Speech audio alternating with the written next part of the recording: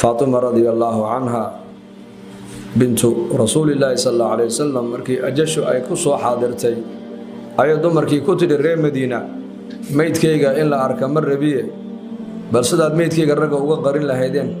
كتلب بحية بكتلي بريقال ميت كيغا وحلقو قادا أي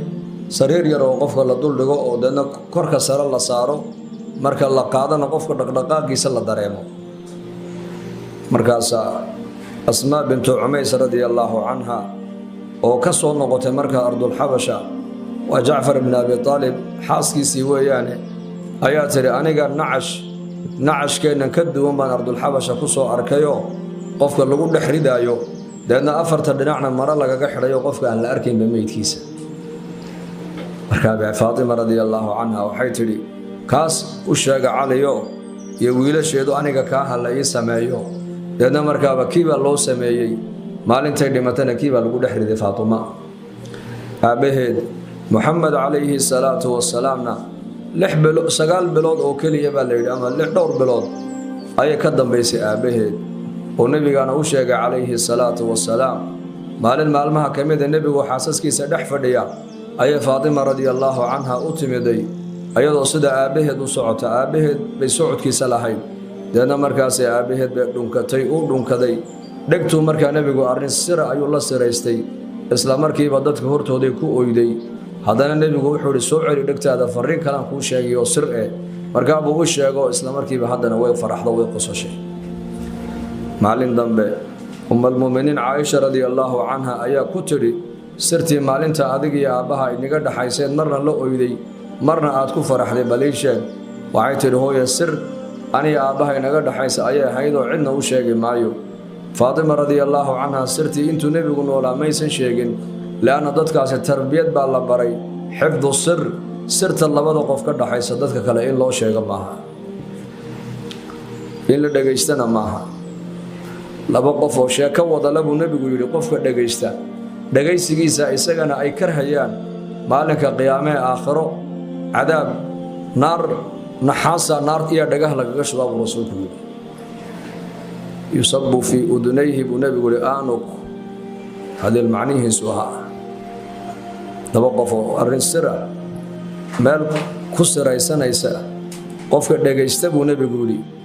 أيكون دقيست أرين سرتو ده لقى دقيسنا أي دبسنا يان قف كاس قيامها دقها النار نحاسة لقى شباب النبي قولي عليه الصلاة والسلام فاطمة رضي الله عنها مركز سرتي النبي قمي شيء أنتو نبي قلنا الله لكن maalintu nabigu adduunyada ka intiqaalay ayaa waxa uu yeedhay Aisha radiyallahu anha oo tiri arintii maalinta ii sheeg hadda waxay tiri hadda waa ku sheegay maadaama aabahay uu dhintay sallallahu alayhi wasallam adduunyada ka intiqaalay hadda waa ku sheegay marka hore wuxuu nabigu ii sheegay uu ila siraysteen la ooyay ajashiisii buu nabigu ii sheego wuxuu igu yiri waan socday anigu iyo Faatuma iska sabir marka labaadna wuxuu ii sheegay inaan ahay haweeneyda jannada ugu barwaaqo badan ugu nicmad badan inaan ahay buu ii sheegay xadiis kalena wuxuu nabigu ii sheegay tiri ha ooyina aamus buu Faatuma ehelkayga qofka dhimashada igu soo xiga waa adiga aamus buu nabigu ku yiri marka 8 bilood 9 bilood muddo yar bay ka dambeysay nabiga sallallahu alayhi wasallam maalintii dhimanaysana waxay ku dardaarmaysaa jirkeeda inaan la arkin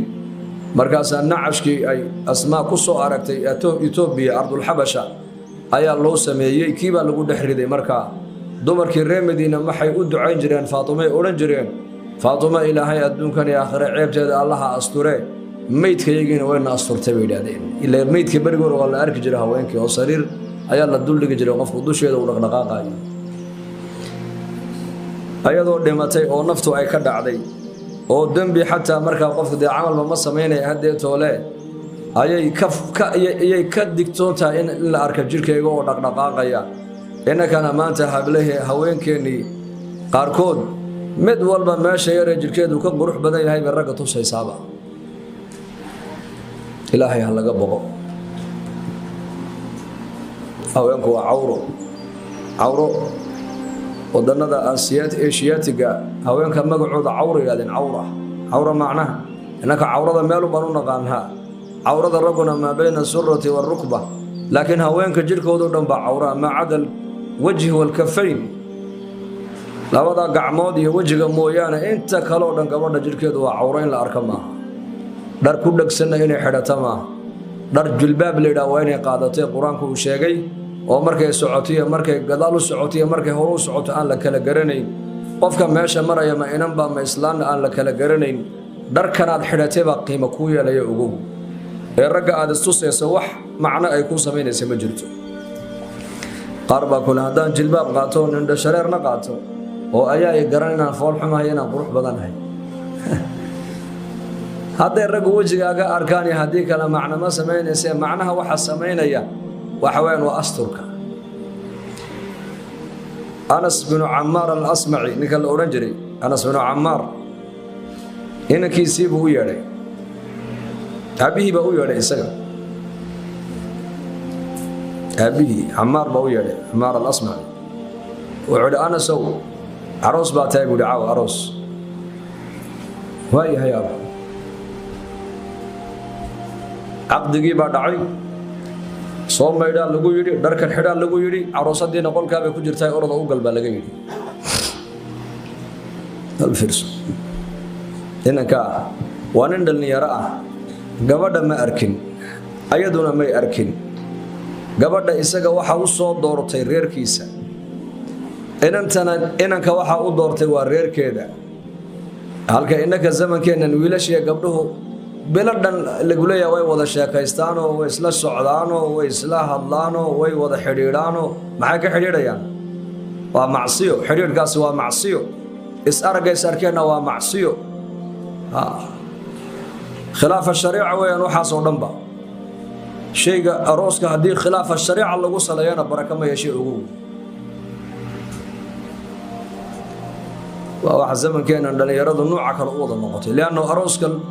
arooska aabbihii iyo hooyadii baa sax ahayn marka horeba oo macsiyo lagu dhisay dadna dad cusaadaa markaa dhalanaya dad haafiliina oo khafladu ku badan tahay baa mujtamaca ku soo badanaya laanna markii la dhisaya reerahan diin laguma salaynin alla ka cabsi iyo alla ka baq asaas loogama dhigine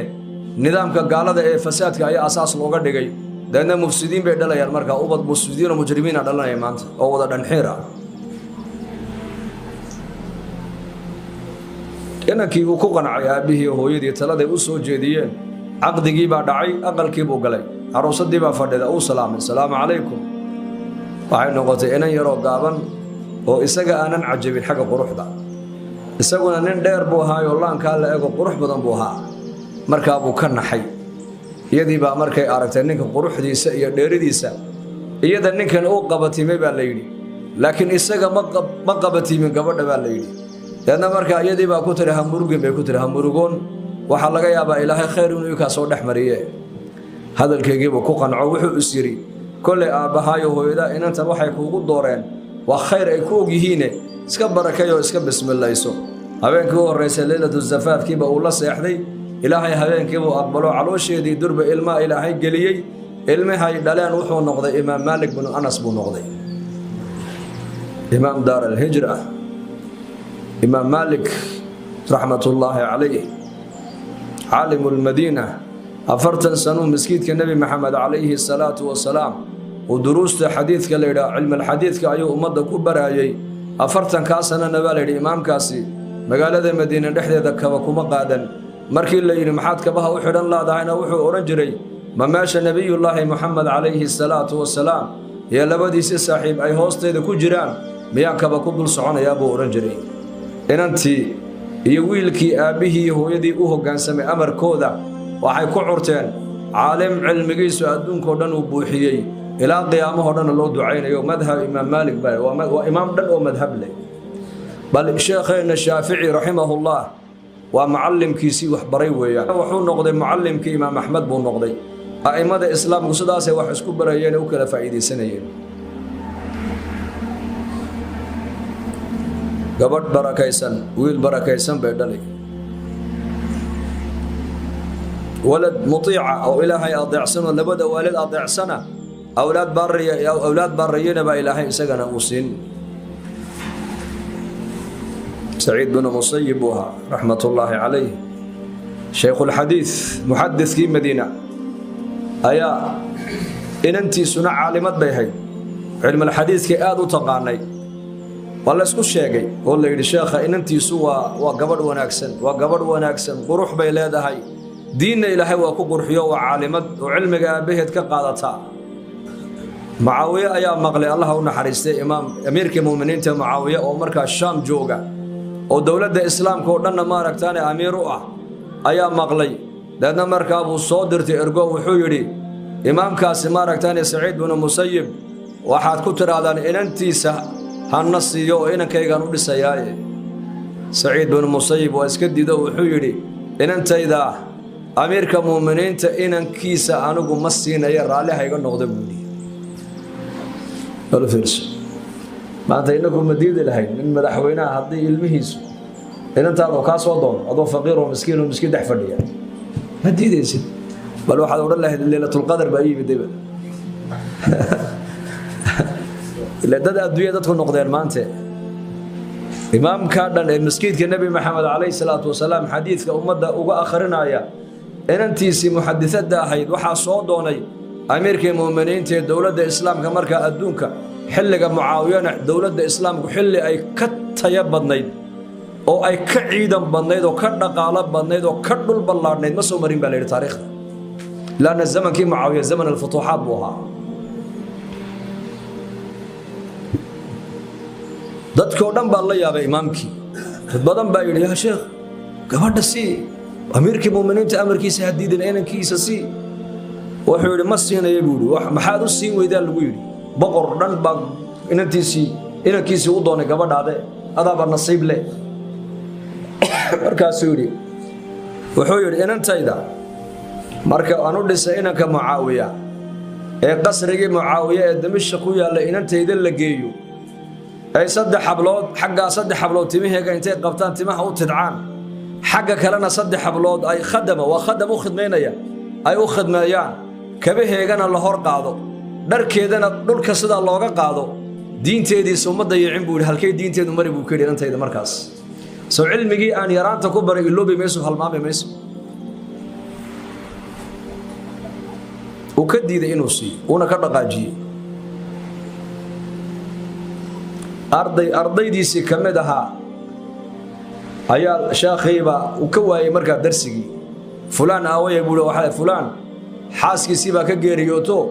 hawshii bay ku jiraan aaski markaas uu sheekhu darsigii intuu joojiyay isaga iyo talabadii intay soo raacaan bay aaski ka soo qayb galeen dadna markii aaski laga soo noqday ayuu ardaygii ku yiri sabri iimaan Allah ka siiyo uu tacsiideeyay